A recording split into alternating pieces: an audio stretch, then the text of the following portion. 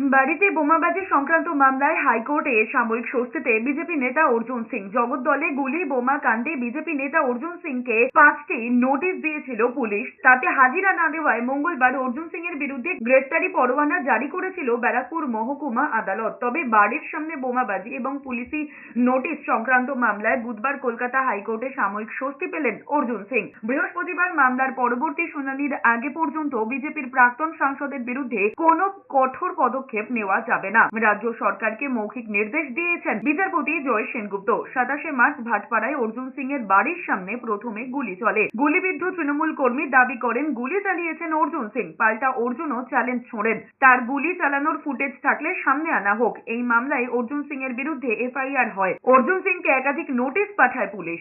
অন্যদিকে পুলিশের বিরুদ্ধে হেনস্থার অভিযোগ তুলে হাইকোর্টের দ্বারস্থ হন ব্যারাকপুরের প্রাক্তন বিজেপি সাংসদ অর্জুন সিং। সেই মামলায় বুধবার সাময়িক স্বস্তি পান অর্জুন সিং।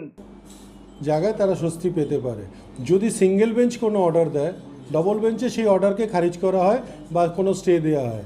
এটাও ডিভিশন বেঞ্চ। অর্ডারটা এখন পর্যন্ত মৌখিক, কোনো লিখিত অর্ডার বেরোয়নি। ঠিক আছে, মৌখিক অর্ডার এই মুহূর্ত পর্যন্ত বেরিয়েছে, বাকিটা বেরোতে দিন, দেখে নেব।